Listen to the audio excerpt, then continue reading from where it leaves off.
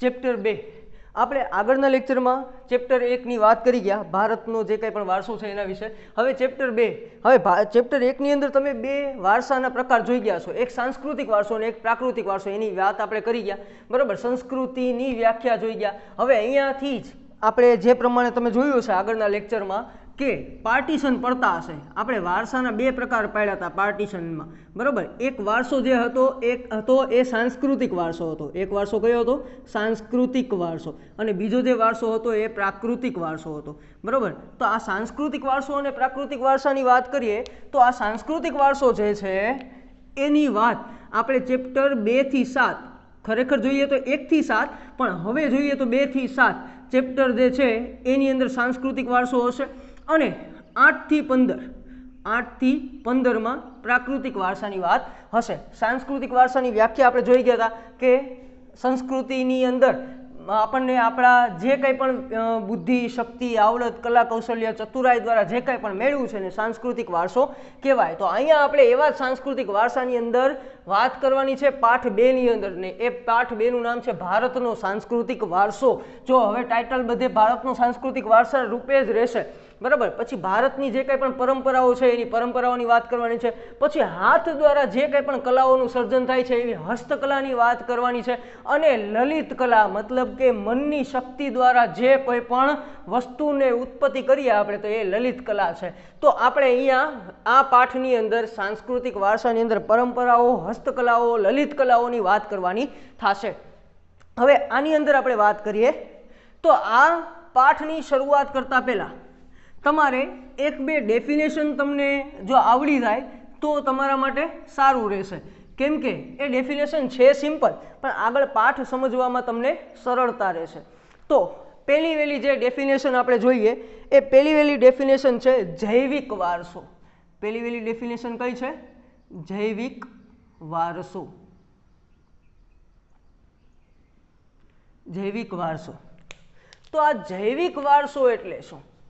પહેલા આપણે આગળના જે પાઠ છે પાઠ પહેલો એની અંદર આપણે અલગ બીજી ડેફિનેશનો જોઈ ગયા, પણ અહીંયા એક ડેફિનેશનો થોડીક અલગ થઈ જશે.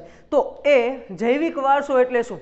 તો આપણે ઘણી બધી વખત એવું સાંભળતા હોય કે આ છોકરું છે એ એના પપ્પા જેવું લાગે છે, એના મમ્મી જેવું લાગે છે, અથવા આપણે જોતા હોય કે એની સુવાની સ્ટાઇલ એના પપ્પા જેવી હોય, એના દાદા જેવી હોય, અથવા અમુકને ટાળ હોય તો એમ કહે કે ભાઈ એને વંશ પરંપરાગત છે. તો અહીંયા પણ એવું જ છે. જૈવિક વારસામાં જે લક્ષણો એના માતા પિતા તરફથી એને મળેલા હોય ને એ એનો શું કહેવાય? જૈવિક વારસો. એટલા માટે જ આપણે ઘણી બધી વખત કહેતા સાંભળ્યું હશે કે ભાઈ તમારા ઘરના લક્ષણો તમે અહીંયા બતાવવામાં, મતલબ કે એ તમારો જૈવિક વારસો છે. જૈવિક વારસો અહીંયા બતાવવાનો નહીં. તમારા ઘરમાં તમે જે લક્ષણો બતાવતા હશો એ જ લક્ષણો તમે બહાર બતાવતા હશો. આનો મિનિંગ એવો થાય છે. તો અહીંયા જૈવિક વારસાની વ્યાખ્યા પણ એવી થાય છે. તો જૈવિક વારસાની વ્યાખ્યા સાથે લખતા જતો. બાળકને જન્મ સાથે જ બાળકને જન્મ સાથે જ બાળકને જન્મ સાથે જ મા બાપના શારીરિક જન્મ સાથે જ કોના? મા બાપના શારીરિક હોય એટલે કે શરીરને લગતા હોય કે માનસિક, શારીરિક કે માનસિક લક્ષણો મળે, શારીરિક કે માનસિક લક્ષણો મળે તેને જૈવિક વારસો કહે છે. તેને જૈવિક વારસો કહે છે. તો બાળક જન્મતાની સાથે જ એને માતા પિતાના જેવા લક્ષણ હોય એવા જ લક્ષણો એના બાળકમાં ઉતરી આવે. તો એ લક્ષણો શારીરિક હોય એટલે કે શરીરને લગતા હોય કે માનસિક હોય મતલબ કે મગજના વિચારો હોય, એ તમામ વસ્તુઓ જે લક્ષણો જે છે એ બાળક માટે કેવો વારસો કહેવાય? જૈવિક વારસો કહેવાય. એ વારસો કેવો વારસો કહેવાય? જૈવિક વારસો. એટલે પહેલી વહેલી ડેફિનેશન અહીંયા આપણે જોઈએ છીએ જૈવિક વારસાની. બીજી ડેફિનેશન જોઈએ છીએ ભૌતિક વારસો. બીજી ડેફિનેશન કઈ છે? ભૌતિક વારસો. તો ભૌતિક વારસો એટલે શું? તો ભૌતિક વારસાની વાત કરીએ તો ભૌતિક વસ્તુઓ એટલે આપણે કમ્પ્યુટરની પાર્ટ્સ જોતા હોય તો એમાં હાર્ડવેર ને સોફ્ટવેર આવે, તો અહીંયા ભૌતિક વસ્તુઓ એટલે હાર્ડવેરની વાત કરવાની છે. ભૌતિકતા એટલે શું? મતલબ કે અહીંયા જૈવિક વારસો બાળકને મળે છે, અહીંયા હવે ભૌતિક વારસો મળશે. ખાલી ચેન્જ શું કરવાનો છે? તમે કદાચ ખબર હોય તો તમે એક શબ્દ સાંભળ્યો છે વારસદાર. વારસદાર એટલે શું? તો માતા પિતાની જે કંઈ પણ પ્રોપર્ટી છે એ બાળકને મળે તો એ બાળક એનું શું કહેવાય? વારસદાર. તો આ ભૌતિક વારસો એટલે વારસદારની જ વાત કરવાની છે. ભૌતિક વારસો એટલે શું?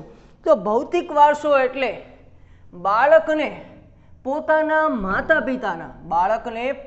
માતા પિતાના જે કોઈ પણ જમીન, મિલકત, દાગીના, જે કંઈ પણ વસ્તુઓ છે એની પ્રોપર્ટી, એ પ્રોપર્ટી બાળકને વારસામાં મળે તો એ વારસો એટલે કેવો વારસો થાય? ભૌતિક વારસો થાય. તો વ્યાખ્યા લખીએ, લખો. બાળકને મા બાપની જમીન, બાળકને મા બાપની જમીન,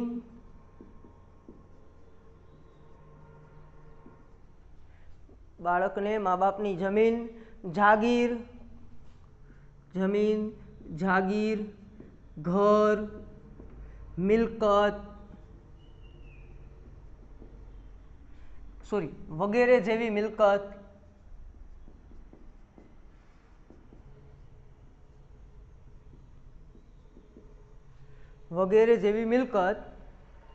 વારસામાં મળે, તેને ભૌતિક વારસો કહે છે. તેને ભૌતિક વારસો કહે છે. તો આ ભૌતિક વારસાની વાત થઈ. હવે ત્રીજી ડેફિનેશન જે આપણે જોવાની છે, આ ત્રીજી ડેફિનેશન છે એ સાંસ્કૃતિક વારસો છે. કેવો વારસો છે? સાંસ્કૃતિક વારસો. આ સાંસ્કૃતિક વારસાની વાત કરીએ હવે. તો હવે પહેલો પ્રશ્ન એ, સાંસ્કૃતિક વારસો તો આપણે ગયા લેક્ચરમાં જોઈ ગયા ભાઈ. તો હા, સાંસ્કૃતિક વારસાની ડેફિનેશનને આપણે હજી આગળ વધારે છે. માણસે પોતાની બુદ્ધિ, શક્તિ, આવડત, કલા, કૌશલ્ય, ચતુરાઈ દ્વારા જે કંઈ પણ મેળવ્યું છે, જે કંઈ પણ પ્રાપ્ત કર્યું છે તેને તમે શું કહી શકો? સાંસ્કૃતિક વારસો. પણ હવે એ વસ્તુમાં થોડુંક આપણે આગળ વધારવું છે. હવે આમાં અમુક વસ્તુઓ વધારાની એડ થાય છે. તો શું સાંસ્કૃતિક વારસાની અંદર કઈ કઈ વસ્તુઓ એડ થાય છે? તો લખો. સમાજ જીવનમાં પૂર્વજો દ્વારા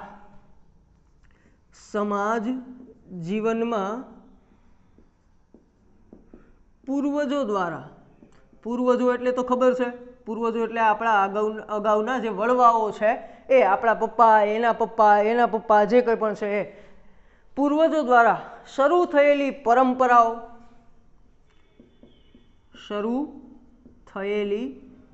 પરંપરાઓ.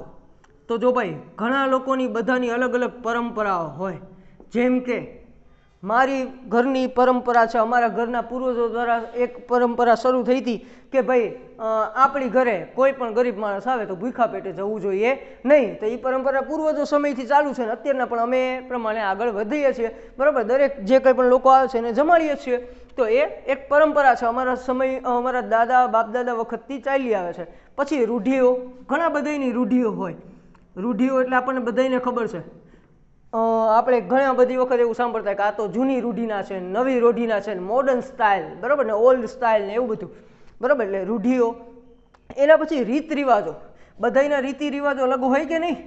બરાબર, તમે અલગ અલગ જગ્યાએ જાઓ તો બધી જગ્યાએ તમને અલગ અલગ રીત રિવાજ જોવા મળે. તમે ગુજરાતમાં આવો તો રીત રિવાજ અલગ હોય, વળી પાછા મહારાષ્ટ્રમાં જાઓ તો અલગ રીત રિવાજ હોય. એટલીસ્ટ આપણી જ્ઞાતિઓ જોઈએ ને તો અલગ અલગ જ્ઞાતિઓ છે, એમાં જ્ઞાતિઓમાં પણ રીત રિવાજમાં શું જોવા મળે છે? ફર્ક જોવા મળે છે. તો એ રીતિ રિવાજો છે એમાં પણ ફર્ક જોવા મળે, એટલે રીતિ રિવાજો પણ સાંસ્કૃતિક વારસો છે. અને વિશેષ પ્રકારની જીવનશૈલી,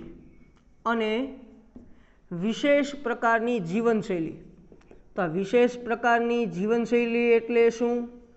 વિશેષ પ્રકારની જીવનશૈલી.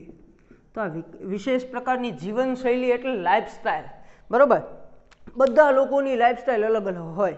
જેમ કે અમુક લોકો છે ને સિમ્પલ રહેવું ગમતું હોય, અમુક લોકો છે ને મોડર્ન રહેવું ગમતું હોય, અમુક લોકો છે એ બેયનું મિક્સિંગ પણ હોય, બરાબર, તો અમુક લોકો છે એ સમય પ્રમાણે રહેતા હોય. તો આવી રીતના વિશેષ પ્રકારની જીવનશૈલીનો સમાવેશ પણ સાંસ્કૃતિક વારસાની અંદર થાય, બરાબર.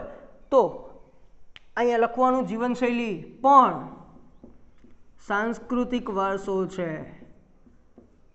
તો એનો મતલબ એમ થયો કે આ બધી જ વસ્તુઓ આપણો શું છે? સાંસ્કૃતિક વારસો. હવે આને આપણે તાળો મેળવીને સામે મેચ કરીએ. કેવી રીતે? જો ભાઈ પૂર્વજો દ્વારા શરૂ થયેલી પરંપરાઓ, તો જો આપણે સાંસ્કૃતિક વારસાની વ્યાખ્યા યાદ કરો, માણસે પોતાની બુદ્ધિ, શક્તિ, આવડત, કલા કૌશલ્ય, ચતુરાઈ દ્વારા જે કંઈ પણ મેળવ્યું છે એને સાંસ્કૃતિક વારસો કહેવાય. તો જો સમાજ જીવનમાં જે કંઈ પણ પૂર્વજો દ્વારા શરૂ થયેલી પરંપરાઓ છે તો એમાં કંઈક બુદ્ધિ ચલાવી હશે કે નહીં, રૂઢિઓમાં પોતાની આવડત હશે કે નહીં, રીત રિવાજો છે તેમાં કંઈક ને કંઈક કલા કૌશલ્ય હશે કે નહીં, આ જીવનશૈલી છે તો એમાં પણ કંઈક આવડત હશે કે નહીં. તો આ બધી જ વસ્તુઓ પણ શું કહી શકાય? સાંસ્કૃતિક વારસો.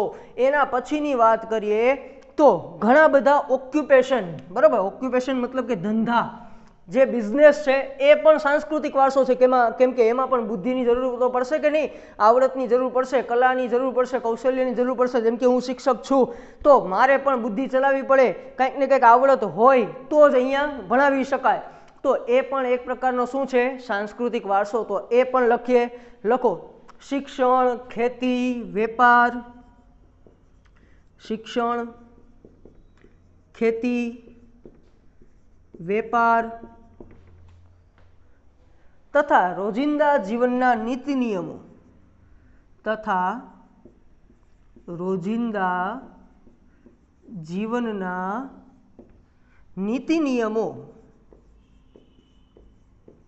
રોજિંદા જીવનના નીતિ નિયમો, અલગ અલગ નીતિ નિયમો હોય. જેમ કે હું 4 વાગે ઉઠું છું સવારના વહેલા, તો એ મારો રોજિંદા જીવનનો નીતિ નિયમ છે. ભાઈ 4 વાગે ઉઠવું આપણા સ્વાસ્થ્ય માટે સારું છે, આવી બુદ્ધિ ચાલી, એટલે એ નીતિ નિયમો છે એ પણ સાંસ્કૃતિક વારસો ગણાવી શકાય, બરાબર, રોજિંદા જીવનના નીતિ નિયમો. પછી ઉત્સવો, આપણે લોકો ઉત્સવો મનાવીએ છીએ એના માટે પણ આપણી આવડત છે. હો ભાઈ, ઉત્સવોની વાત કરીએ, જેમ કે હોળીની વાત કરીએ તો હોળીને દિવસે હવે તમને ખબર તો એ વાતાવરણ છે ને એ સમયનું વાતાવરણ બહુ ઓલું હોય, તો જગ્યાએ જગ્યાએ આગ પ્રગટાવવામાં આવે તો જે આજુબાજુના સૂક્ષ્મજીવો છે જે રોગચાળો ફેલાવતા હોય એવા બધા મરી જાય, બરાબર. એ એક ઉત્સવને આપણે સાયન્ટિફિક રીતના જોઈએ તો એ સાંસ્કૃતિક વારસો જ છે. એના પછી જોઈએ તો મકર સંક્રાંતિ, બરાબર, સૂર્ય છે એ મકર રાશિમાં પ્રવેશ કરે છે, આમ તેમ સૂર્યના કિરણો સીધા પડે છે, મતલબ કે શિયાળો, મતલબ કે જેથી કરીને આપણે એ દિવસે વધુ પડતો સૂર્યપ્રકાશ મેળવીએ, જેથી કરીને આપણું બોડી બહુ સ્ટેબલ રહે, સારું રહે, બરાબર. તો ઉત્સવો જે કંઈ પણ મનાવીએ છીએ એના માટે પણ સાયન્ટિફિક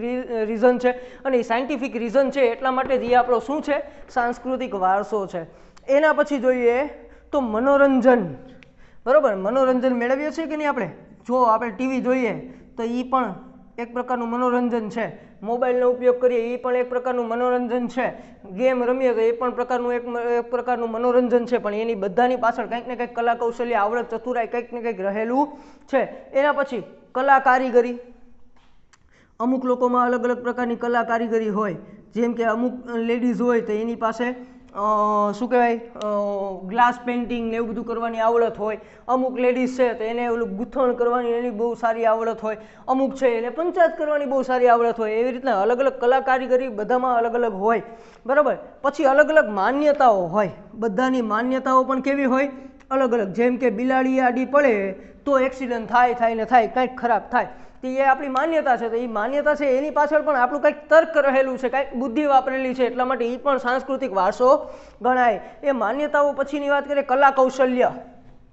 ભાઈ જો અહીંયા પ્રશ્ન એ થશે કલા કારીગરી ને કલા કૌશલ્યમાં ફેર. ભાઈ જો કોઈ પણ વસ્તુ કારીગર બનાવે પણ એ કારીગર બનાવ્યા પછી જે કંઈ પણ વસ્તુની ઉપયોગ કરવાની આવડત હોય ને એને કલા કૌશલ્ય કહેવાય, બરાબર. એટલે કલા કારીગરી અને કલા કૌશલ્ય બંનેમાં માઇનર ચેન્જ છે. ઓમ જોવો તો કાંઈ ચેન્જ નથી એવું સમજો તોય ચાલે, બરાબર. એટલે કલા કૌશલ્ય, મોબાઈલ કોઈક કારીગરે બનાવ્યો તો ખરા, પણ એનો ઉપયોગ કરવા માટે આપણે કલા કૌશલ્ય જોઈએ, બરાબર. એ કૌશલ્ય જોઈએ આપણામાં કે મોબાઈલનો ઉપયોગ કરી શકીએ, એટલા માટે કલા કૌશલ્ય અને કલા કારીગરી બંનેનો ઉપયોગ થાય. પણ આ જ વારસો છે, કલા કૌશલ્ય પણ આ વારસો જ છે. તો આપણે આ વાત કરી સાંસ્કૃતિક વારસાની, અંદર જે કંઈ પણ વસ્તુઓનો સમાવેશ થાય, ભૌતિક વારસો અને જૈવિક વારસો, બરાબર. તો આ પ્રમાણે આ પાઠને આપણે આગળ વધારતા જઈએ. પહેલો વહેલો કયો જોયો? સાંસ્કૃતિક વારસો, પછી જૈવિક વારસો, પછી ભૌતિક વારસો. આ ત્રણેય વાત કરી. હવે આ વાત કર્યા પછી હવે આપણે આ પાઠની તરફ આગળ જઈએ. તો હવે આની અંદર જોઈએ તો એક પોઈન્ટ છે કલા. એક પોઈન્ટ કઈ છે? કલા. હવે આપણે અહીંયા વાત કરવાની છે કલા વિશે, બરાબર. વાત શેના વિશે કરવાની છે? કલા. હવે કલાની વાત કરીએ તો ભારતમાં કેટલા પ્રકારની કલા જોવા મળે? તો ભારતમાં 64 પ્રકારની કલા જોવા મળે છે. ભારતમાં કેટલા પ્રકારની કલા જોવા મળે છે? 64 પ્રકારની કલા જોવા મળે છે. એનો મતલબ એમ કે આપણી પાસે અલગ અલગ વસ્તુઓ બનાવવા માટેની, કંઈક ને કંઈક નવું સર્જન કરવા માટેની એવી 64 પ્રકારની કલાઓ જે તે સમયે જોવા મળતી, બરાબર. અત્યારની વાત નથી કરતા, જે તે સમયની વાત છે, બરાબર. ભારતમાં કેટલા પ્રકારની કલાઓ જોવા મળતી? 64 પ્રકારની. એના જોઈએ તો કલાઓમાં હસ્તકલા, કલામાં કઈ કઈ વસ્તુઓનો સમાવેશ થાય અહીંયા થોડીક લખીએ, બરાબર. કલાઓમાં હસ્તકલા. હવે આ બધી જે કલાઓ અહીંયા લખીએ છીએ એ 64 પ્રકારની કલાઓ નથી લખતા. અમુક પ્રકારની આપણે કલાઓ લખીએ, બરાબર. અમુક પ્રકારની કલાઓ લખીએ જે આપણે એમાંથી થોડી ઘણી ભણવાની પણ હશે. આ પાઠની અંદર થોડી ઘણી કલાઓ ભણવાની હશે, બરાબર. આપણે અહીંયા પહેલાં જોયું ને કે પરંપરાઓ, પછી હસ્તકલા અને લલિત કલા. તો અહીંયા હસ્તકલાની અંદર જે જે કંઈ પણ કલા આવતી હશે એ જોવાની હશે. લલિત કલાની અંદર જે જે કલાઓ આવતી હશે એ જોવાની હશે. એટલે હસ્તકલા, કલાની અંદર હસ્તકલા.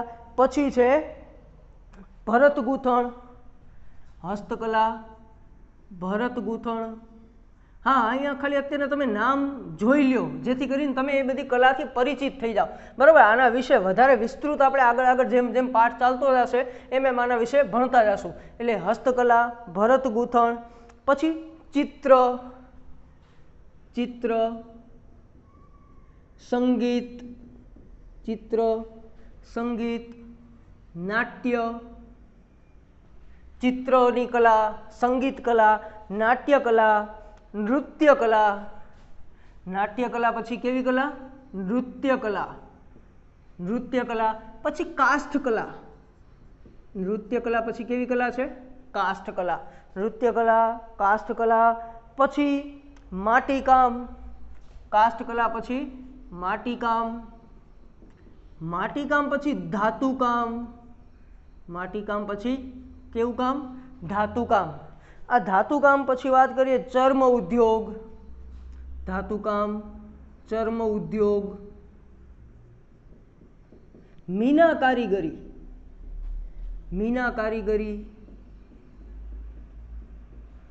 ધાતુકામ, ચર્મ ઉદ્યોગ, મીના કારીગરી.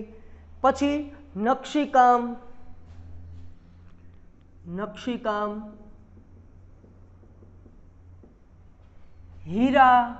હીરાકામ, હીરાનો ઉદ્યોગ સુરતમાં. પછી અકીકકામ, હીરાકામ, અકીકકામ. પછી અન્ય કલાઓ. તો અહીંયા વધારાની ઘણી બધી કલાઓ હશે પણ અહીંયા આપણે આટલી કલાઓના નામ લખીએ છીએ જેથી કરીને આપણને માહિતી મળે કે આવી કલાઓ હોય છે જે ઉપર આપણે લખ્યું 64 પ્રકારની કલા. તો આ બધી કલાઓને હિસાબે ભારતે વિશ્વને અલગ અલગ કંઈક ને કંઈક પ્રદાન આપ્યું છે, બરાબર. ભારતે વિશ્વને શું આપ્યું છે? કંઈક ને કંઈક પ્રદાન આપેલું છે. તો આ પ્રદાનની વાત કરીએ તો આ પ્રદાનમાં એક મહત્વનું પ્રદાન જે તમે ધોરણ 9માં પણ જોઈ ગયા હતા ને અહીંયા પણ તમે જોવ છો, બરાબર. એ પ્રદાન એટલે શું? તો આપણને બધાને ખબર છે ને, હમણાં જ આવશે એવું ભારતે વિશ્વને એક બહુ મસ્ત વસ્તુ આપી અને એ છે 21 જૂન, બરાબર. એ કયો દિવસ છે? 21 જૂન. 21 જૂન એટલે વિશ્વ યોગ દિવસ. કેવો દિવસ? વિશ્વ યોગ દિવસ. તો આ વિશ્વ યોગ દિવસ છે એ ભારતનો સાંસ્કૃતિક વારસો કહી શકાય. વિશ્વ યોગ દિવસ. આ વિશ્વ યોગ દિવસ ભારતનો સાંસ્કૃતિક વારસો છે જે ભારતે વિશ્વને આપ્યો છે. આ વારસો ભારતે કોને આપ્યો છે? વિશ્વને આપ્યો છે. તો આ સાંસ્કૃતિક વારસો એ એક પ્રકારની કલા જ છે. તો આ 21 જૂન ખાસ યાદ રાખજો, વિશ્વ યોગ દિવસ તરીકે જોડકામાં કે 1 માર્કમાં એવી રીતના પૂછાઈ જાય. હા, અહીંયા હું તમને એક વાત કહેતા ભૂલી ગયો. આ ચેપ્ટર 2 છે, આ ચેપ્ટર 2 ટોટલ 3 માર્ક્સનું છે. કેટલા માર્ક્સનું પૂછાશે બોર્ડની અંદર? 3 માર્ક્સનું. હવે આ 3 માર્ક્સ છે એને પણ ડિવાઈડ કરવામાં આવ્યા છે. એ 3 માર્કમાંથી એક ક્વેશ્ચન 1 માર્કનો પૂછાશે. એક ક્વેશ્ચન કેટલા માર્કનો પૂછાશે? 1 માર્કનો. તો 1 માર્કમાં પૂછાઈ શકે એવી શક્યતા શું? તો કા ખાલી જગ્યા પૂછાય, 1 માર્કમાં ખાલી જગ્યા પૂછાય, ખરા ખોટા પૂછાય, જોડકા પૂછાય, 1 માર્કમાં પ્રશ્ન પૂછાય, 1-2 શબ્દમાં જવાબ આપો આવું પૂછાય, 1-2 શબ્દમાં જવાબ આપો આવું પૂછાય, ખાલી જગ્યા ખરા ખોટા જોડકા 1-2 શબ્દમાં જવાબ આપો, વિકલ્પમાં પૂછાય કાંઈ વિકલ્પ. તો આ 3 માર્કમાંથી 1 માર્કનો ક્વેશ્ચન આની અંદરથી, આ પાઠની અંદરથી કા કોઈ ખાલી જગ્યા હોય, ખરું ખોટું હોય, જોડકું હોય, 1-2 શબ્દમાં જવાબ હોય કે વિકલ્પ હોય. તો આવી રીતના 1 માર્કનો ક્વેશ્ચન આવો રહેશે. અને બીજો 2 માર્ક્સનો ક્વેશ્ચન, એક ક્વેશ્ચન કેટલા માર્ક્સનો રહેશે? 2 માર્કવાળા ક્વેશ્ચનમાં, બરોબર. તો એક ક્વેશ્ચન 1 માર્કનો ને એક ક્વેશ્ચન 2 માર્કનો, ટોટલ કેટલા માર્ક થયા? 3 માર્ક. તો આ 3 માર્ક છે એમાંથી 2 માર્કમાં આવી રીતના કંઈ કલા પૂછાઈ જાય ને 1 માર્કમાં આમાંથી નાના નાના પોઈન્ટમાંથી કંઈક પણ પૂછી લે, એટલે આપણે પોઈન્ટ ટુ પોઈન્ટ જવું જરૂરી છે. તો આ પ્રમાણે આપણે કલા વિશેની વાત, જૈવિક વારસા વિશેની વાત, ભૌતિક વારસા વિશેની વાત કરી ગયા, બરાબર. કલાઓમાં 64 પ્રકારની કલાઓનો સમાવેશ થાય છે, જે બધું તમારા બોર્ડ ઉપર તમે જોઈ રહ્યા છો, બરાબર. આ બધી વસ્તુઓની વાત કર્યા પછી આપણે હવે આગળની વસ્તુ આવતા લેક્ચરમાં જોશું.